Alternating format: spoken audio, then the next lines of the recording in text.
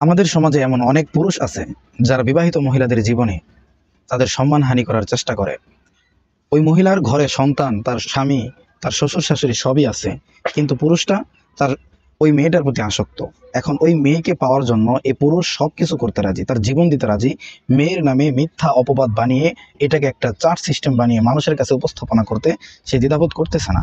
এখন প্রশ্ন হচ্ছে যে মেয়েটার তো একটা লাইফ আছে, তাই না? মেয়ে সংসার করতেছে, তার তার সন্তান, স্বামী, হাজবেন্ড সবকিছুই আছে, শ্বশুর শাশুড়ি সবাই আছে। এখন ছেলেটি ওই মেয়েটির জন্য দিশাহারা, পাগল, সে ওই মেয়ের প্রতি আসক্ত। কিন্তু ছেলেটা এটা বুঝতেছে না যে মেয়ের একটা সংসার আছে, তার বাচ্চা আছে, তার স্বামী আছে।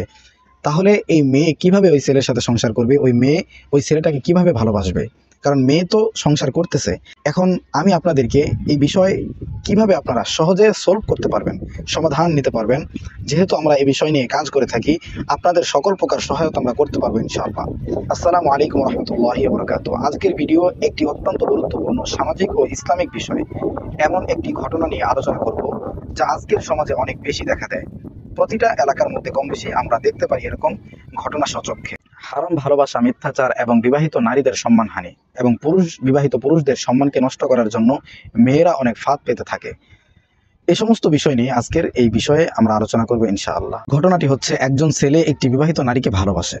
সেই মহিলার সন্তানও রয়েছে, কিন্তু মহিলা ছেলেটিকে ঘৃণা করে এবং তার কোনো সম্পর্ক রাখতে চায় না ওই ছেলেটির সাথে। তবুও সেই ছেলেটি ওই মেয়েটির নামে মিথ্যা কথা ছড়ায়। এলাকার মধ্যে বদনাম, দুর্নাম, মেয়েটির নামে যত রকমের খারাপ অপবাদ আছে সেগুলো সে মানুষের কাছে বলে বেড়ায়। সে আমাকেও ভালোবাসতো এবং মেয়েটির সামাজিক সম্মানহানি ঘটায়।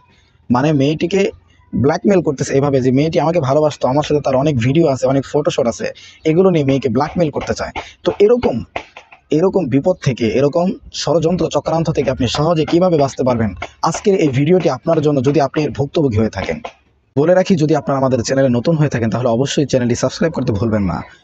প্রথমে আমরা বলি, আল্লাহ তাআলা কোরআনে কি বলেছেন? ইয়া আইয়ুহাল্লাযীনা আমানু ইজতানিবু কাসীরাম মিনাজ-যন্ন ইন্না বা'দাজ-যন্নি ইসমুন ওয়া লা তাজাসসাসু ওয়া লা ইয়াগতাব বা'দুকুম বা'দা আইয়ুহিব্বু আহাদাকুম আন ইয়াকুলা লাহমা আখিহি মাইতান ফাকারিহতুমু ওয়াত্তাকুল্লাহ ইন্নাল্লাহা তাওয়াবুর রহিম। আপনারা এই আয়াতের ব্যাখ্যাটা দেখে নেবেন এবং যে ছেলেটি আপনার সাথে এরকমটা করতেছে, কোনো মাধ্যমে আপনারা তার কাছে এই বাণীটা পৌঁছায় দিবেন আল্লাহ তাআলার। দ্বিতীয় হাদিসে এসেছে, যে ব্যক্তি মিথ্যা কথা বলে কারো সম্মান হানি করার চেষ্টা করে। আমাদের সমাজে অনেক মানুষ এরকম আছে যে কারো নামে মিথ্যা কথা বলে, সে ভাই হোক, বাবা হোক, মা হোক, আত্মীয় স্বজন হোক, খালা হোক, খালু হোক, শ্বশুর শাশুড়ির নামে মিথ্যা কথা বলে। তো মিথ্যা কথা বলে তাদের মানহানি করার চেষ্টা করে। কিয়ামতের দিন এমন ব্যক্তির জন্য কেমন শাস্তি হবে জানেন? কিয়ামতের দিন সে সবচেয়ে অপদস্থদের মধ্যে একজন হবে। সে অপদস্থদের মধ্যে হবে, যারা আল্লাহ তাআলা যাদেরকে লাঞ্ছিত করবেন, অপদস্থ করবেন, তাদের মধ্যে হতে সে একজন হবে। এটা মুসলিম শরীফের মধ্যে আছে। এখন কার করণীয় কি?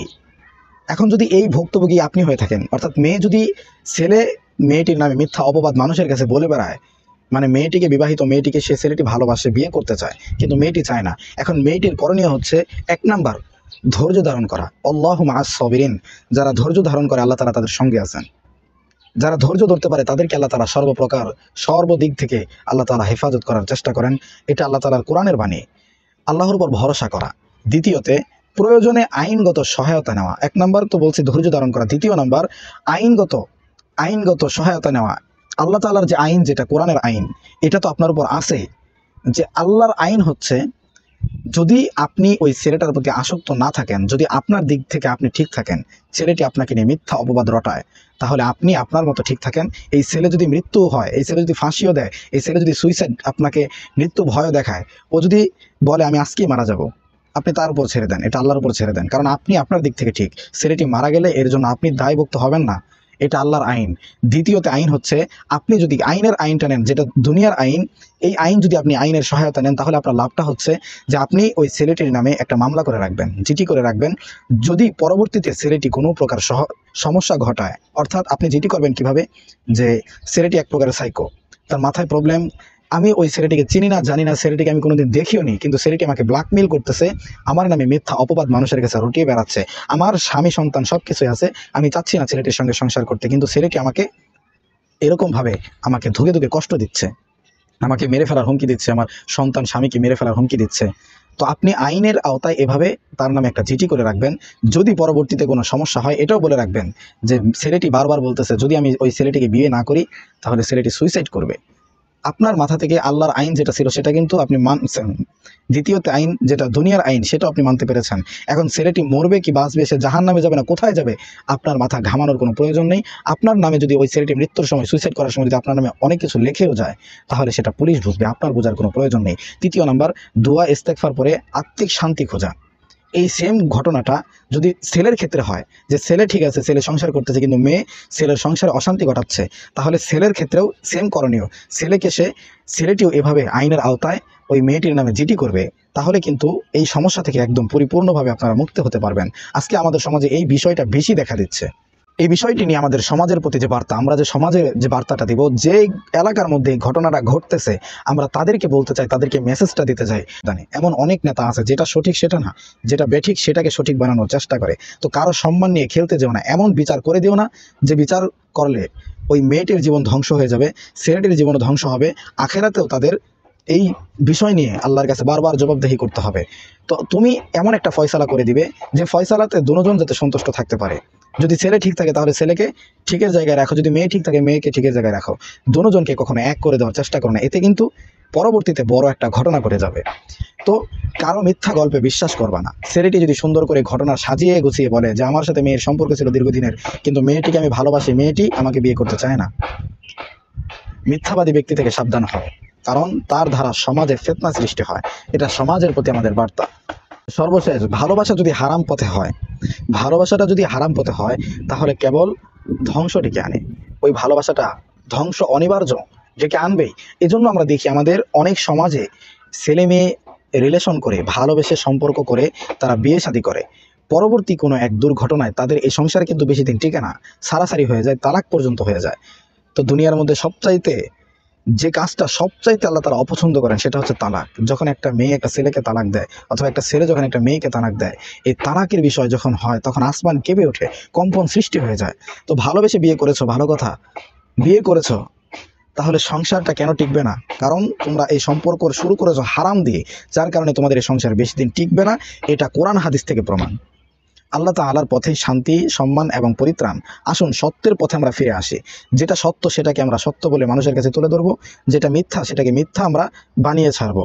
অন্যের সম্মান রক্ষা করি এবং মিথ্যার বিরুদ্ধে রুখে দাঁড়াই।